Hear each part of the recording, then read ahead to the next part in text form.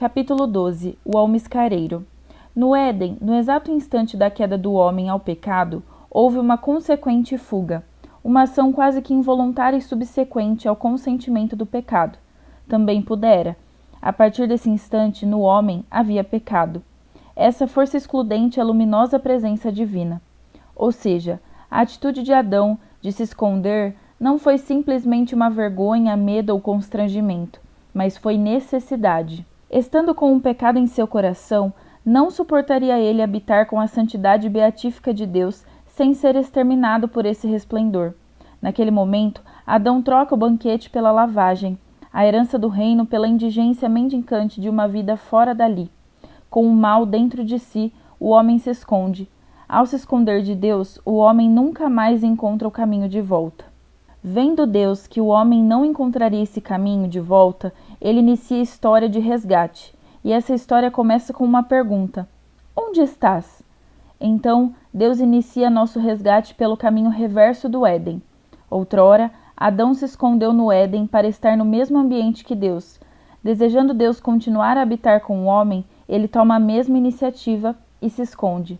Somente estando escondido poderia ele, sendo santo, habitar no meio dos pecadores. Somente escondendo sua glória poderia ele estar no meio de nós. Somente dessa forma é que ele poderia ser o Emanuel, o Deus conosco. Ele, estando na forma de Deus, não usou de seu direito de ser tratado como um Deus, mas se despojou tomando a forma de escravo, tornando-se semelhante aos homens e reconhecido em seu aspecto como um homem, abaixou-se. Filipenses 2:7. Estando ele aqui na terra, em seu aspecto semelhante ao nosso, enquanto estava com seus discípulos, certa vez declarou: é bom para vós que eu vá. Se eu não for, o defensor não virá a vós, mas se eu for, eu o enviarei a vós. João 16:7. Jesus, o Emanuel, o Deus conosco que caminhava ao lado do homem, partiu daqui para que viesse o Espírito para habitar dentro do homem. Certa vez, alguém me perguntou: mas como Deus pode estar em um ser humano que só pratica injustiças e iniquidades? A resposta mais óbvia para essa pergunta é: porque dentro do homem, Deus está também escondido. Poderíamos ajustar a visão do Éden em um nicho microangular, equiparando a realidade do jardim com um interior humano. Vemos o mesmo pecado encontrado nos dois lugares, e para Deus coabitar ali, ele se esconde dentro do ser humano, pois se ele se revelasse por inteiro, no interior humano, contaminado pelo pecado, não conseguiria o homem subsistir a essa presença revelada. Por isso, ele permanece em nós dessa forma, escondido. Acontece que algumas pessoas deixam Deus se sobressair em seu espírito, a tal ponto que podem elas dizer: já não sou eu mais que vivo, é Cristo que vive em mim. Gálatas 2:20. Já outras pessoas, no uso desordenado de seu livre-arbítrio, escondem o Cristo, soterrando-o embaixo de suas iniquidades pessoais, assumindo elas próprias o protagonismo de suas histórias, repetindo e perpetuando o mesmo erro do Éden. Enfim, Deus é conosco, Ele está dentro de nós, e nos importa decidir o que faremos com o nosso jardim interior, se daremos a Deus a soberania de nossas vidas ou perpetuaremos o mesmo erro do primeiro jardim. O fato é que Deus, além de estar em nós se encontra escondido, como sustenta Blaise Pascal. Estando Deus oculto, toda religião que não diz que Deus está oculto não é verdadeira. E toda religião que a isso não faz referência não é instrutiva. Ele me vê de dentro para fora. Tu estavas mais dentro de mim do que minha parte mais íntima, e eras superior a tudo o que eu tinha de mais elevado. Santo Agostinho. Deus está dentro de você. Isso significa que alguém te vê de dentro para fora, alguém te olha por dentro e alguém realmente te entende. Retomando o conceito de qualia, apresentado no capítulo 6, entendemos aqui que o único que de fato vence essa barreira epistemológica é Deus, pois somente Deus pode nos entender de fato. Somente Deus enxerga o azulado do azul que vejo, o amarelado do amarelo, ou o amargor do amargo que sinto, ou a intensidade da dor que vivo. Somente Deus realmente pode entender aquilo que foge do raio de alcance das palavras. Veja como Santa Teresa d'Ávila poetiza esse tão extraordinário mistério de amor. Alma, te buscarás em mim, e a mim me buscarás em ti. De tal sorte pôde o amor, alma em mim, te retratar, que nenhum sábio pintor soubera com tal primor tua imagem estampar. Foste por amor criada, bonita, formosa, e assim meu coração pintada. Se te perderes, amada, alma, te buscarás em mim, e a mim me buscarás em ti. Solitude. A compreensão dessa habitação trinitária no seu interior faz o homem passar de uma condição de solidão para a solitude. Solitude é a condição básica de todo aquele que deseja nutrir um relacionamento com Deus. Solitude é uma solidão positiva, produtiva e saudável. A solitude é aquele momento em que você se permite estar a sós com Deus, que te conhece, te sonda e te permite tratar de amizade com Ele. Teresa d'Ávila diz que oração nada mais é que tratar de amizade, estando muitas vezes a sós com quem sabemos que nos ama. Ou seja, não se é possível tratar de amizade com esse Deus que habita no mais íntimo de mim, se eu não me dispuser a estar a sós com Ele. É impossível estabelecer um diálogo profundo e íntimo com Deus, estando em meio à agitação, ao barulho e à efervescência alucinada da correria dos nossos dias.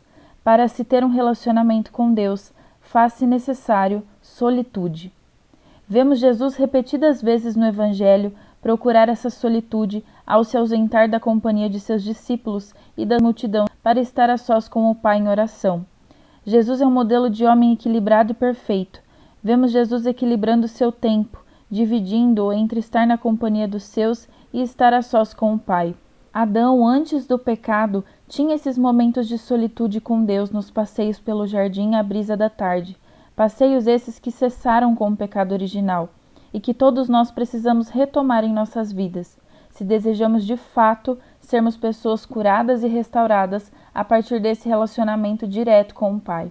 Além de tratar de autoconhecimento, esse livro trata de cura interior, e muitas pessoas confundem cura interior com passe de mágica, como se Deus fosse curar de uma vez só feridas que foram abertas durante anos de sua existência. Não, Deus é um perfeito cavalheiro. Ele sabe que para certas feridas profundas são necessários muitos passeios pelo jardim à brisa da tarde, e a cada passeio ele nos cura um pouco, e esse pouco é a medida que a nossa alma consegue suportar. A cura de Deus se dá no retorno ao Éden, a origem de nossa existência. A cura de Deus acontece quando os passeios do jardim à brisa do dia vão aos poucos cicatrizando as feridas que se abriram em nós, a partir do momento em que esses mesmos passeios no Éden cessaram. Nos ferimos pela busca. No fundo, percebemos que o que procuramos é a presença do jardim que se ausentou em nossas vidas. Procuramos a completude desse vazio que se instalou em nós a partir do momento que rompemos com a sua presença plena no Éden. O problema é que procuramos fora o que na verdade está dentro. Porém, essas buscas nos ferem porque elas acarretaram expectativas não supridas, decepções, frustrações, enfim, uma infinidade de feridas emocionais gerada quando eu coloco todo o meu coração nessa busca de Deus em endereços equivocados. Assim relata Agostinho, um santo homem que durante sua juventude aprontou poucas e boas. Ao se encontrar com Deus, constata: tarde te amei, ó beleza tão antiga e tão nova. Eis que habitavas dentro de mim e eu te procurava do lado de fora. Muitas vezes somos como Agostinho, procuramos fora o que na verdade está dentro. O almiscareiro. Para ilustrar bem aquilo que estamos refletindo nesse capítulo, conto a você nesse instante, querido leitor, a história do almiscareiro, um simpático animalzinho que vive nos elevados picos do Himalaia. O almiscareiro possui uma espécie de bolsa encontrada sob a pele do seu abdômen, e nessa bolsa existe o almiscar, uma substância muito valiosa por conter um aroma maravilhosamente inebriante. Diz a lenda que quando o almiscareiro alcança certa idade, o odor penetrante do almiscar começa a exalar dessa bolsa. O almiscareiro então fica excitado com o aroma delicioso e passa a pular de lá para cá, farejando sob as árvores, buscando em toda parte, por muito tempo, a inebriante fragrância. Incapaz de localizar o perfume, ele se torna extremamente inquieto e em seguida irritado. Em sua agitação e num esforço último e desesperado de encontrar a fonte da essência enlouquecedora, diz a lenda que o almiscareiro acaba saltando dos altos picos das montanhas e caindo para a morte no vale que se estendia abaixo. Os caçadores assim, achando os cadáveres, cortam a almejada bolsa de almiscar. Um poeta iluminado cantou certa vez: ó tolo almiscareiro, buscaste a fragrância em toda parte, exceto dentro de ti. Eis porque não a encontraste. Se pelo menos tivesse voltado tua busca para ti mesmo, terias encontrado o almiscar almejado, e terias salvado a ti mesmo da morte sobre as rochas abaixo da montanha. Muitas vezes, ou todas as vezes que somos como almiscareiro ou como Agostinho, procuramos do lado de fora o que habita dentro de nós. Infelizmente, muitas vezes, sem ter consciência disso, pessoas acabam se jogando penhasco abaixo nos seus relacionamentos e em suas vidas afetivas, por não encontrarem fora aquilo que na verdade só existe dentro de si mesmas. O que há dentro do homem é muito superior ao homem. É um amor que o inebria como o odor do almiscareiro. É um amor que transcende ele próprio, porque na verdade se trata da presença do próprio Deus, que segundo João é amor. Encerro esse capítulo com esse belíssimo poema de um autor desconhecido. Era uma vez o amor. O amor morava numa casa assolada de estrelas e toda enfeitada de sóis. Mas não havia luz na casa do amor, porque a luz é o próprio amor. E uma vez o amor queria uma casa mais linda para si. Que estranha mania essa do amor! E fez a terra, e na terra fez a carne, e na carne soprou vida. E na vida soprou a imagem de sua semelhança, e a chamou de homem. E dentro do peito do homem, o amor construiu a sua casa, pequenina, mas palpitante, irrequieta, insatisfeita, como o próprio amor. E o amor foi morar no coração do homem, e coube todinho lá dentro, porque o coração do homem foi feito do infinito. Uma vez, o homem ficou com inveja do amor. Queria para si a casa do amor, só para si. Queria para si a felicidade do amor, como se o amor pudesse viver só. E o homem sentiu uma fome torturante, e comeu. O amor foi-se embora do coração do homem.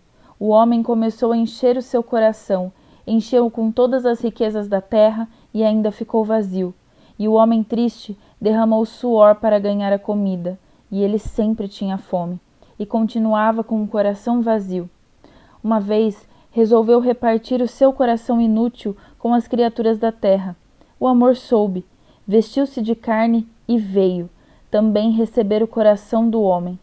Mas o homem não reconheceu o amor e o pregou numa cruz, e continuou a derramar suor para ganhar a comida. O amor então teve uma ideia, vestiu-se de comida, se disfarçou de pão e ficou quietinho. Quando o homem faminto ingeriu a comida, o amor voltou a ser a sua casa no coração do homem, e o coração do homem se encheu de plenitude. Acontece que o amor voltou para a casa do coração do homem, mas o homem continua por aqui, se sentindo fora de casa. Vive o que chamamos de drama do não pertencimento. Bom, mas isso já é assunto para o próximo capítulo.